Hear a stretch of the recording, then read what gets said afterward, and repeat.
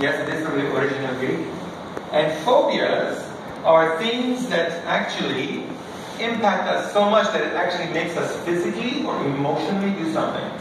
When I have phobia, for example, my wife has phobia of insects, especially the ones that are called KONA cruisers. KONA cruisers are the nice little, cockroaches that not only crawl, but they also fly. So when we're in a room of this size, my dear wonderful wife, Monica, if she sees a cockroach on the wall, it doesn't matter what's going on around the room, she now is gazed on that thing. That little cockroach has now suddenly gotten her paralyzed, not want to move, and so freaked out that she'll go, Joseph, there's a cockroach there. And I'm like, it's just a cockroach, it'll go away. No, you don't get it. Monica, I said, it's a small cockroach, it's just there. No, but you don't understand. So, honey, I can go kill it. Please do. Until that thing is dead and out of the house, she can't release herself. She's like, stop. It's like she didn't walk. She's like paralyzed. It's like when you put some people that think that if they get up and speak, they gotta look like an idiot, and you put them up and they're like, I want to say, It's like as if people are standing there going, say something bad so I can shoot you. No, we have this concept, we have this inner spirit that we've suddenly decided that cockroach is going to kill me. Or if I stand in front of people, they're all going to think I'm stupid. And in reality, where do we get this? Where does this come from? Where does fear originate? Where do these phobias? There's other phobias, like I don't want to give an idea, I don't want to speak up because they might think I'm stupid. Okay, there's a fear of failure. I'm not going to try anything because if I fail, I'm going to, not be happy. Nobody's going to be happy, and my boss will not like it. It's like that servant whose Lord gave him one talent and he did nothing with it. So what he did, he hid it. He paralyzed it. He did not move it. Whereas the other guy took it and started working with it. And the thing is that phobias are phobias. Phobias, we all have them. I mean, it's not the problem that we have them. My question is, do they dictate us? And often we will not try to risk anything because we're worried that, it might fail. Well, the problem is that you're not going to come up with anything original unless you're willing to risk it. That you might actually be wrong, but you're not going to know until you try. So for example, when I talk about hearing God's voice in DTS, I talk about, how will you know it's God if you don't do it? Well, that doesn't sound like a smart thing to do. For example, one time I was walking in Berlin at night, and God said, Joseph, I want you to get on your knees and pray for the third floor, loud in tongues. And I'm like, what is this, a test of courage? And God goes, actually, yes. I'm like, and also, if you love me so much that you'll do crazy things for me. I'm like, but God, I'll do anything for you. And God's like, behold, on your knees, pray in tongues, publicly, for the third floor. I'm like, but they're going to say I'm drunk if they walk by. He goes, so, is your reputation more important than your obedience to me? And I go, what is this? Am I being, is this like a test of I want to see if you love me, Joseph? God did it very lovingly. He said, you don't have to, but I'm just asking you, because if you'd ask me, I would do it. You would? Mm-hmm. I can speak many times. I'm like, okay, God, I got it. Okay, I did it. So I got on my knees and I started praying. Chandala, bandala, chandala, chandala, whatever you do, praying for 3 or 4. I even raised my hand and I decided to close my eyes and just be myself. Of course, lo and behold, a few people walk by. And they go to each other in a very, very quiet, very, very friendly, un-German, very German way, say, poor fellow, he must be drunk. And I said to God, you see, I told you they're going to think I'm an idiot. He goes, are you an idiot? I said, yes, I hear voices. And God just chuckled. He goes, I like your humor. I wonder who gave you your humor. Anyway, so you see, we're scared. We think that our reputation is more important. We think somehow. Have you seen children when they go swimming? What do? They get in the water, they're like, water, and they just jump in there. We are now adults. Everybody's watching us. We walk to the side of the pool properly. We make sure everything is right. And then we go, and we even look around to make sure that everybody sees how proper I am. Because we forgot what it means to be children. Because children were innocent, children were free. We have become adults and we have packaged ourselves. And why do we package ourselves? Because of the fear that we have, that we will not be loved, we will not be accepted. We have this big black hole that God is trying to get us. So, I don't say that you shouldn't have any phobias. I think you should be aware of your phobias. And are they under the Lordship of Christ, or are they not? And I'll tell you how we're going to get rid of them in a minute, after I've given you all of that news. For God has not given us a spirit of fear, even in the Greek it says phobia, but of power and of love and a sound mind. It seems like Monica, I told her, I said, Monica, read this, honey. There's a cockroach. Sound mind says, look at your size, look at that thing's size. Who would win if you just sat on it? And Monica, you see, it's not the size that's the problem. It's the fear that has grasped us to believe that this thing is. And Kim, my daughter, my middle child, my first daughter, she doesn't mind at all. She'll go and put her hand on the cockroach, grab it, put it out. She says, let it live, you know. There'll be a spider in the house, and Monica's like, there's a spider in the house. I'm going shopping now for the rest of my life. There's a spider in the house. I'm like, honey, it's a spider. And I'll kill them usually because, I think there's enough of them, at least. And sometimes I don't. I just sometimes try to chase them and they run away. They're gone. But Kim, my daughter, she'll come and say, no, let us get a club. Put it, take it out, run, free, fly. And Monica always says they're going to come back. It's like geckos. Geckos you can grab and say, oh, so cute. And all the Hawaiians kind of like geckos because they kind of let them be because they eat bugs. But when people come outside, like, oh, geckos. And then they call us after a few days like, man, these geckos poop a lot. Yes, they do. Now you understand that you have a love-hate relationship. But sound mind, logic, at times it's up here, it's not just here. That the heart will go, I'm going to die. And the mind says, dude, chill. You don't understand. And the mind says, dude, chill. Because the sound mind will go, listen, you're not really going to die. You feel like you're going to die, but you're not going to die. Okay? So let's remember that God does not want us to live by the spirit of fear, but of power and of love and a sound mind. The second one is comparison. You see, when we start doing projects like yesterday, for example, you're showing everything graphics, I'm sure there was a bit of comparison. And I'm sure when you're in your team, you're going, I wish I was in the other team. If you're in the school, I wish you was in the other school. Well, if I would done it, I wish that. Because we somehow get into this trap of believing that we need to compare ourselves. And comparison was nothing that actually is godly. God does not compare you. He doesn't say, Jefferson, you should be like Joseph. So take that beard out, get some gray hair so you look really smart, and get some dark glasses, of course. No. And God's not going to say the same to me, to look like Joseph, get a nice little goatee, look really smart, really cool. And it's not about being like someone else, it's about discovering the best of who you are. But the devil comes and says, oh, look at your box. It's so weird. The other person's box is so much nicer. It has other features. It's longer. They can stand. You can just sit. And you're like, huh? Almost. It sounds stupid, but that's exactly what the devil does. And aren't they pretty? You're not as pretty. Aren't they smart? You're not as smart. Aren't they gifted? You're not gifted. Don't they have money? You don't have any money. And he tries to get us to start into this pity party. Because comparison can do two things. Either it makes you feel better about yourself, and you think, I am better than everybody. Or it's going to get us to a place where I'm no good. And the devil wants us there because the more he gets us into this place of comparison, the more we're going to have what I call a wrong reference. What do we do when we compare?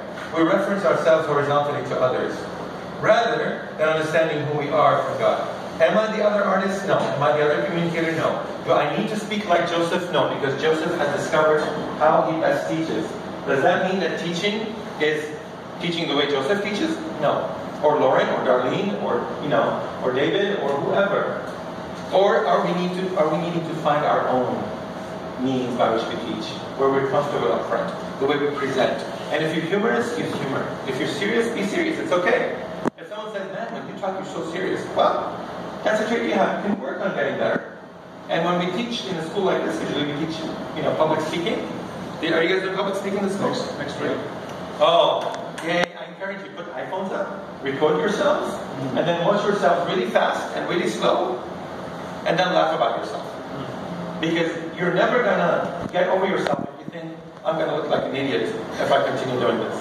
Because there are people that do this, like when they get up to speak, they go, hi, I just want to say that it's really exciting that you're all here. And you see the video then and you go, oh my gosh, I'm putting my hands in my pocket so much. Or like, I just want to say that it's really cool that you're here, and I want to say that. And then you go, my goodness, I better move around a little bit. But there's those people that are like, I just want to say, and then I like the face when your face is doing more than you're talking. Like, I just want to tell you, oh, it's exciting, you know. And when you do it in slow motion, it's best. It's like,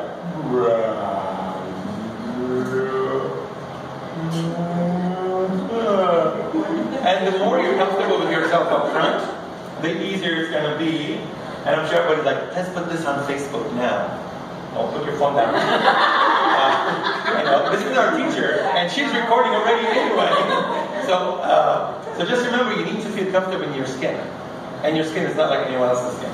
Okay? It's as simple as that. That's why comparison doesn't help, because what you're saying is coveting. You're actually going to begin to covet. Okay? Comparison is not godly, and the Bible says so. It says, to whom will you compare me? Of course God talks about himself, but it seems like God doesn't like comparison. Why would he want us, then, created in his image, to be compared as well? Right? Is there anyone else? Yes, God. If you are created in the image of God, why would you compare yourself as well? Okay, third. Criticismos. Criticism. Okay? Criticism is our favorite part. When we love telling people what we really think. Okay? Now, there's what I call negative criticism, and there's positive or uplifting criticism. It's not called criticism, it's called exhortation. When you champion the other person, when you actually build them up. What criticism does, it destroys the person straight from the action. So the worst case scenario of a criticism is Joseph. Let's take my example. You failed as a leader, or you failed in your finances. So what we do is we say that I had a financial challenge, and then people go, you see, this, Joseph, is a reflection of your very character. So I just want to say, you suck. Because what we do sometimes in a very negative way, the devil wants to do it, is that when you fail, he wants to remind you, and you call yourself a Christian. So what the devil likes doing is taking your personality, your person, and even though we're trying different things and learning and we're going to fail, you'll know wrong criticism when it comes to you and says, you know what, you should stop. Stop being a missionary, stop trying to be a communicator, stop everything because you yourself suck. When that happens, you know what you should do? Get up in that room and walk out. Because that's not what God does. That's not godly. And criticism is wrong. Because it does say, do not criticize one another, my friends. Because if you criticize or judge one another Christian, you criticize and judge the law. If you judge the law, then you are no longer one who obeys the law, but one who judges it. We so quickly judge other people's behaviors without knowing the story. And I would encourage us to be, to be aware of the story of the person and ask questions. When Adam and Eve failed, God could have easily come and said, what have you done? You are losers. I kill, I start over. No, God comes in and what does God do? He asks questions. Where are you? He leads them to repentance so that they confess and doesn't say, I'm God, I know everything. I mean, God knows everything. Why wouldn't he just come in and say, you want to learn how to communicate? Read that story a couple of times. So when someone comes and says, I think you have a problem, and you are a problem, actually, you're killing me. And you just have to go, wow, okay, well, tell me. I had a meeting one time with my staff. My staff did what I call, he was Swiss, so he did a Swiss explosion. And there's sometimes what we call Asian explosion, Middle Eastern explosion. Every culture will explode at some point. So he was a Swiss explosion. And in the middle of the staff meeting, he goes, you are the worst leader. I have never had a leader like you. You suck. You call yourself a good leader and a Christian. You're not even a Christian. You da-da-da-da-da-da. And my staff were like, poor guy, give him strength, let him breathe. And I'm just like sitting there going, okay, I can react two ways. One is go, hold on. Let's start. Because when people criticize us, what do we do? Right? Someone says, you suck. Oh yeah? Well, it takes one to know honey. Right? And it's true because, and the worst part is if no one criticizes you, you end up criticizing yourself. We are in such a state of brokenness and suffering in this world that we end up criticizing ourselves. Like if someone says, you're really good. No, I really suck. No, that was really great. No, I'm really funny. No, you're really doing good. No, I should die. They're like, where did that spirit come from? Where is it deep in us that we think that we do not deserve, that we are not of value, and that, and so on. Now, of course, my staff eventually shut up, and he said, okay, I think I've said enough, I'm really upset, I want to stop here. I said, okay. And when you stop, guess what I did? No. I said, actually, while you're at it, is there anything else you'd like to add? He went on for another 10 minutes. He's like, and they all said, and we have talked, and you da-da-da, but I'm like, wow, okay. And then when he finished, I said, okay, wow, I'm really bummed that this came out now. I wish it had come earlier, but I must have really failed. Well, while we're at it, anyone else want to say something? And the rest of the staff put all their complaints out. I said, I want to know where you're at with me, because if you think I suck as a leader, I want to know. And guess what they did? We talked for another 40 minutes. 4 more staff had to talk for at least, 7 to 10, 12 minutes. And then when they all finished, I said, wow, I must have really missed this one. Okay, guys, I repent. I said, I'm going to take this home, I'm going to pray about this, and I would love to meet with you each one tomorrow morning. Because I didn't want to judge, I didn't want to discuss anything. I said, I want to think about it, and then next day I would like to have one-on-ones with everyone of you. Next day at the one-on-ones, they were so cute. I come in, I sit down, and I go, man, this is really needed. I'm sorry I missed this so long ago. We really need to talk, don't we? And the person just breaks down crying. And then I cry. And then it's like, how stupid that we got to this. And then you forgive each other, you go, okay, I should try better. And then I went through and I made it very practical. I said, what did I promise? What did I not promise? And then to kind of really bring clarity as well, where did I fail and where did I not fail? Because otherwise, we package the whole thing. We take one little failure and we say everything's bad. And we'll talk about that as well. Okay, so if there's wisdom in sometimes waiting and letting the person vent, and then saying, let's talk about it. Now that you vented out, now you let it out, let's tell me what happened. Because sometimes you'll see that people are upset at other people, but you just happen to be at the right place at the right time, saying the wrong thing, that just now triggered a whole series of things that have been pressuring that person. And then it's unfair to say they're a bad person, because there must be a reason why they're exploding like that. I never take it for granted that someone explodes because they just want to be mean. I think there must be a story behind it. Find the story, find the journey, find the source, and pray together that it will be healed and will be restored so it doesn't happen again. Alright? Next, egoism. Now this is a hard one because egoism is all about I am in the I want to, I see, I love, I need, I. And I understand that we are packaged in this being called I. Nevertheless, am I more important than the other, or do I value the other as I value myself? And egoism is almost like a greed. It's this thing about I need to survive. It's all about me. And the Bible here even says, where there's jealousy, which is where comparison can be triggered, where criticism can trigger, and we sometimes even criticize other people that are successful because we think, wow, why are they successful? Or you see a girl that you like going out with another guy and you go, she has no idea. He's an idiot. Like, how many times does that happen to us? Or why is she with, why is he with her? Because I'm better, And it's kind of hilarious how we play these games. Because it says, and selfishness. Because really, egoism is a really, in its ugly format, it's egoism. And I'm not talking about boundaries. It's not about healthy boundaries and having a space where you say, that's for me, I need the space. The more it's about, taking and fulfilling this deeper need that we have. Because where there's jealousy, there's selfishness, there will also be disorder, and it says every kind of evil. Why do we kill other people? Is because of egoism. Countries have genocided people because they wanted what they have. David sends the husband of Bathsheba out into war to make sure that maybe he dies so he can have the woman. Tell me that every kind of evil is not an egoism. And this is really important that we are aware of our egoistic, aspects or spirits that we might suddenly rise. Because, you'll just find yourself like, well, who am I? Am I nobody? I'm also important. Yeah, but are you now suddenly making yourself more important than everyone else? Or are you also equally? And this is really important. These are really words of the Lord, and these are wisdoms to know that I got to be careful that in any project, any communication, it's not about me. but it's about the other. Okay? You can prove yourself as a graphic designer, you can prove yourself as a writer, but are you doing it for yourself? Or are you doing it for others? Because if you're doing it for yourself, people might glorify you for a moment or two, but then move on to the next one. And you will be left in the dust. Okay? And last but not least, or to the last one, is arrogance. Arrogance, I like what arrogance is. When I started teaching on this, God gave me a good revelation. He said, arrogance is when you put yourself above others. So everybody's on a standard, you decide to say, well, I'm above others. They're down here, but I'm up here. But you know what? There's also what I call reverse arrogance.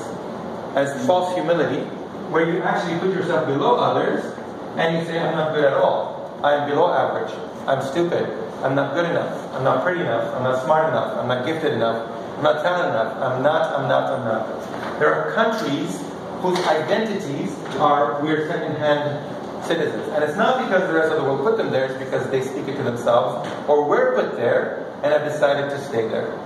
This is typically what I call the victim mentality as well. Because it comes in, and up here, we have the hero mentality. I'm the one. Right? And usually, the victim at some point, or the hero, can't actually exercise and become what I call a villain and rule over the others, because the very hero that saves everybody can says, now you can serve me. How many kings have done that? And the victim who is suffering will turn around and start killing everyone because he says, I'm so hurt, I'm going to kill those that are hurting me because otherwise I'm going to die. Movies are made of this stuff. Our political system is made of that. Our political system is made of that. Pretty much. Anything can be made of this. This could be family situations. This could be friendships. This could be a team. This could be anything. And I'm giving you some real core elements here. This is not psychology. This is just sinful nature. At its worst. Because then we're giving into sin rather than doing this. And this is really interesting because I grew up as a Lebanese people. I know what it means to come from a country that was war-torn. I'm so torn with the word. And it was war-torn. People told me in Lebanon, you're going to die. I went to Cyprus, they said, you're a refugee kid. And people said that you have no future, you can go anywhere, nothing can happen to you because you're bound here. And I kept myself there for years. To the point that in my BTS, when the teachers would come and have words for people, I would keep on saying, pick me, because I was so hungry to be discovered because I have a minority complex. And then God at one point said, Joseph, that's enough. I did not die and send my son so that you stay there. I sent you so that you can stand on the ground that I have put you on. And that is a place of value. And I can call you to the nations and you will go if you answer my call. Now on the other side, we have other cultures that come and they say, well, you don't understand. God gave me all this training so I become the teacher, I become the leader, I'm the one that's supposed to make this happen. And we can put ourselves above others and think that we are the chosen one. When God says, no, I will actually answer to those that are of humble and contrite spirit, and not to those that think they have it. So this is really important that we don't put ourselves down here, we don't put ourselves up here, but put ourselves in the place that God puts us. And that's in the place of saying, God, I am the Son of the Most High God, I'm a child of my Father, I have been restored, no matter what my culture, what my gender, what my upbringing, I am a prince, I am a princess, I have been restored, and I will do my best. And I will not let my generation, my culture, my circumstances define my destiny. But my destiny is in God, and I will move forward. I'm serious, guys. This is about... Because when you stand like that, then there's no box. Because now you're out of the box. People don't like people that know who they are. They will actually either be jealous of you, or eventually not like you. They want to get rid of you. That's what they did with Jesus, by the way, because he knew who he was. He said, I'm not of this kingdom, I have come to bring in the gospel. I have a kingdom that will establish, not of this world, but another one. And we're like, he's confusing. And look at him. He also heals people. And everybody loves him. Not fair, why don't they like me? Well, probably because they do this and this. Alright? And last but not least, when we do all of those, we will, before that, we say, if you have been foolish enough to be arrogant and plan evil, stop and think. I like how the Bible actually does talk about thinking. It's not just all about feeling either. It's both. But there's a lot about sound mind, about thinking. And I think this thing, when it's renewed with God, we will know what is upright and what is righteous. We will know how to obey. And the obedience becomes so easy because I know that I know that I know that I know. And last but not least, the last box to close that box is control. We become puppets of the very spirits that control us. We become the very, very instrument of the fear, the comparison, the criticism, the egoism, the arrogance, and the control that we say, now, I'm going to make this happen. I'm going to prove to everyone that I am in charge. And all along, we've actually boxed ourselves. And what does God say about control? To be controlled by human nature results in death. To be controlled by the Spirit results in life and peace. So do you want to really be led by your, powers and principalities of fear, comparison? Now, if you think about it, who brought fear into the world in the first place? The phobias. It was the devil who told Adam and Eve, will you really die if you eat of the fruit? And second, he compared himself to God. He criticized God. He's an arrogant angel. He plays the victim. God kicked me out of heaven. And then says, I'm really nice actually. I'm an angel of light, but controls every demon he's got. And if his demon doesn't do well, he breaks his neck. So you tell me, do we want to fall into sin, whose father is Satan, or do we want to live in the freedom that God has set us? Because we're never meant to be drilled or controlled or in any way defined by sin, because Christ came and died for us. Right? So this is the bad news. But this is a sad story. This is what we do. We beautify our package. I say, oh, you don't understand, Joseph. I got in the middle of my life, my box, and we kind of almost take hold as if that makes us and who we are. Okay, so what if we try something and fail? What if we are not good at everything? Is God going to not allow us to enter His kingdom? He's going to say, sorry, you didn't do YWAM really well. You didn't do anything well, actually, so I'm sorry. I can't have people. I just need the perfect people on earth to come to heaven. I'm actually picking and choosing. No, I think, God's not going to look at that. You're going to think, actually, the greatest achievement you did in your life are the ones that you should boast about in heaven, when God's going to come and say, let me tell you what really made a difference. It was that little moment when you're like, really, that little thing? Mm-hmm. Because we think that our actions are really our way to heaven in many ways. But the thing is, our actions will be great when our identity is great. And it's only great in God and not in anything that we do, or in any book or teaching or anything that we discover. Alright, so how do we get out? Well, we've got 20 minutes. Let's see if we can get out quickly from this. Well, we get out by moving in the opposite spirit. Okay? What does that mean? When someone pushes, like my friends criticize me, what did I respond with? Did I respond with the same thing? I said, well, let me tell you how frustrated I am with you staff. Because typically what happens when we're children and we play on the playground and someone comes and says, hey you, that's mine. No, it's mine. Okay, I'm going to call my dad. Well, I'm going to call my dad. Well, my dad is bigger than your dad. We try kind of, we counter the same spirit. Someone criticizes us, we criticize them. Someone becomes arrogant, an English word that I've created called, we arrogate ourselves. Not irrigate ourselves, but arrogate ourselves. We basically put ourselves higher than we should be. Just because someone else is saying like, well, I'm good in art, well, I'm good in dance.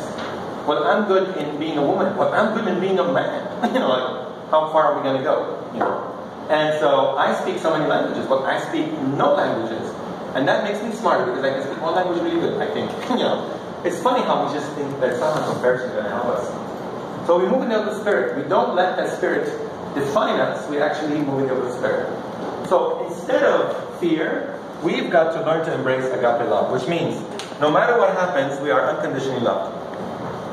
And to be honest, we don't know how to unconditionally love. We've never been loved by our parents unconditionally, even though family is the place where we're supposed to be unconditionally loved. Sadly, our parents have their own limitations. I became a parent myself. I saw my own limitations.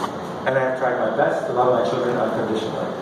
And to be honest, as much as it sounds great, there are days you just want to look at them and go, what have I put on this earth? Because you just get frustrated. And it's not because you did something wrong or did something wrong, it's because we are all struggling. It's a challenge. So agape love is something we have to embrace. And when you're loved, guess what?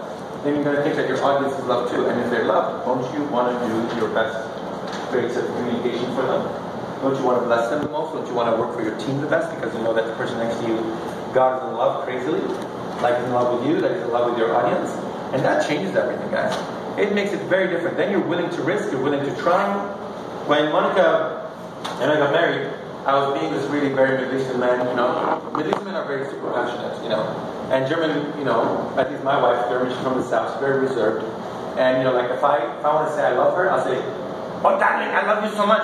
I will chop my hand off, and with the blood, I love you. You know, it's like, we over-exaggerate, right? I'm not really going to chop my hand, because as soon as I touch, ow, it hurts. Because even when it hurts, like, ow, I'm going to die. You know, Monica will cut her finger like I cut my finger. I cut my finger like, not that bad actually, but you know. So, and then I'll say to her, I love you, I will go to the stars, I will do this, I will do that. And she goes, thank you. I'm like, respond please. You know, what is wrong with you, woman? You know, that's how we think. And so one day we sat down, we talked about this, and it was quite funny that, you know, she said, Joseph, you promised me that before we got married, that you're going to wake up every morning and bring breakfast to my bed. I'm like, I did. What was I eating? I must have eaten something. I don't remember. My brain, I don't know, is not working. And she goes, well, I'm not expecting you to do it. I said, I love you no matter what, good days and bad days, and health and sickness. So I just wanted to remind you of that. I'm like, oh my gosh, I got really convicted. So I decided to try to wake up every morning and do breakfast. Now, I do breakfast. I mean, I like cooking. I like the food. I'm a foodie. So, of course, I started making this beautiful breakfast because I'm a designer. So I take the toast, I cut it into the shape of a heart.